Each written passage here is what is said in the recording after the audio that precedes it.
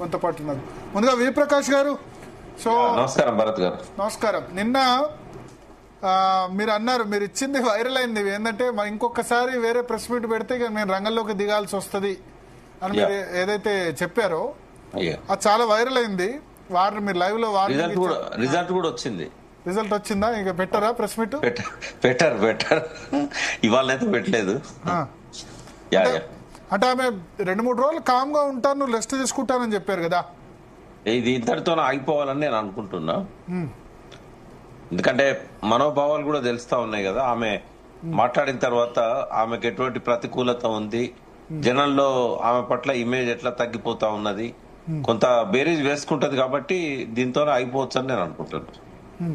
కొంతకాలం పాటు విరామం దొరకొచ్చు. అంటే నిన్న ఫీడ్బ్యాక్ కరెక్ట్ గా రాలేదంటారా మీరు ఆ ప్రెస్ మీట్ తర్వాత?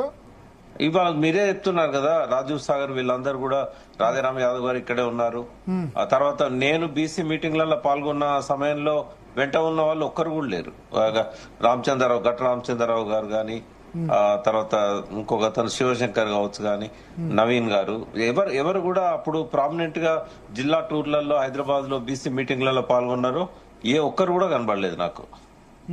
ఓకే, ఎవరు మీరు? యునైటెడ్ పూలే ఫ్రంట్ మాజీ అధ్యక్షుడు నవీనాచారి ఉన్నారు. నవీనాచారి ఆయనతోనే ఉన్నారు.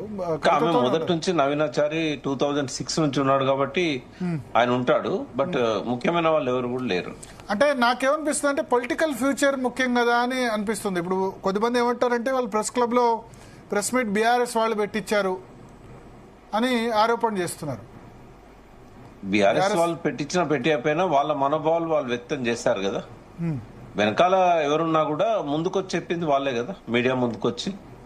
అంటే నేను కూడా చెప్పాను కవిత గారికి, మీరు కేసీఆర్ ను వదిలేసిన రోజు మెల్లమెల్ల ఒక్కొక్కరు తప్పుకుంటారు, ఎవరు ఉండరు మీతో అని చెప్పి గతంలో కూడా చెప్పడం జరిగింది. ఎన్ని రోజుల క్రితం మీరు మాట్లాడారు? లాస్ట్ అదే 3 months కిందనే. అప్పుడు ఫస్ట్ టైం అమెరికా పోయి వచ్చాక.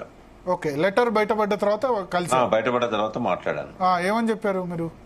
అదే ఇవే విషయాలు. ఇప్పుడు ఆమె పార్టీతో పెట్టుకున్నా, కేసీఆర్ గారిని వదిలేసినా కూడా భవిష్యత్తు ఉండదు. ఇప్పుడు వేరే పార్టీ ఒకవేళ పెట్టాలనుకున్నా పరిస్థితులు అనుకూలంగా లేవు అని క్లియర్ గా చెప్పడం జరిగింది.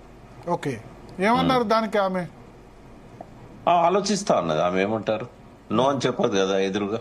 అంటే నాకు పలానా ఇబ్బందులు ఉన్నాయి, ఇట్లా వీళ్ళతో ఇబ్బందులు ఉన్నాయని చెప్పలేదా? చాలా చెప్పింది కానీ నేను అవి లైవ్ లో షేర్ చేసుకోలేను కదా మీతో. నిన్న అన్నారు పర్సనల్ గా నేను అందరు కాకుండా సింగిల్ గా ఇస్తాను, సింగిల్ గా మాట్లాడతాను. అందుకనే మీరు ఇప్పుడు సింగిల్ గానే ఉన్నారు అనుకోండి మిగతా వాళ్ళతో. అట్లా కాదు, నేను ఎందుకు సింగిల్ గా అన్నా అంటే ఈ మాట్లాడుతుంటే అడ్డుదలుగుతారు.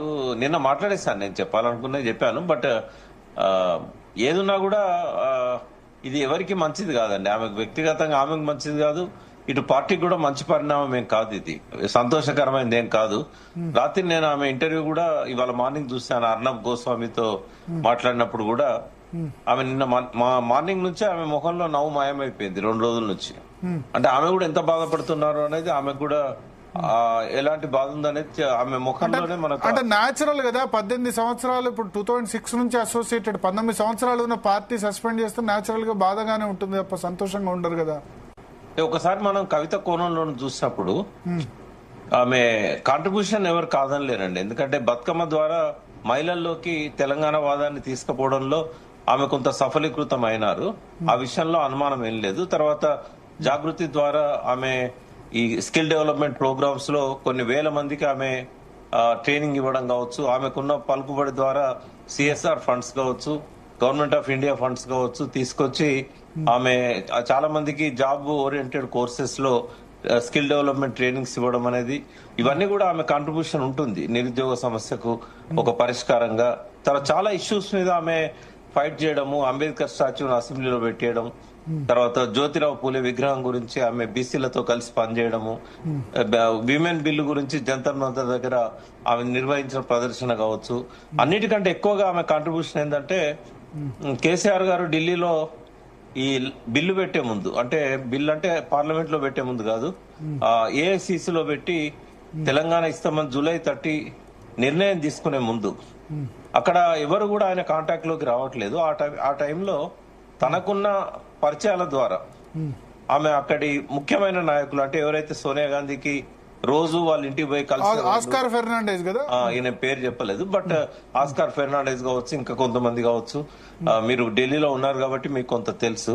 సోనియా గాంధీకి అత్యంత సన్నిహితులను కలిసి కేసీఆర్ గారితో వారికి మీటింగ్ ఏర్పాటు చేసి మళ్ళీ ఒకసారి ఈ బిల్లు పెట్టడంలో ఆమెది ఆ రకంగా ఒక కీలక పాత్ర అని చెప్పొచ్చు. ఇవన్నీ ఉన్నాయి. ఆమె కాంట్రిబ్యూషన్ ఎవరు తగ్గట్లేదు. ఎందుకు ప్రకాష్ గారు మరి అంతర్గత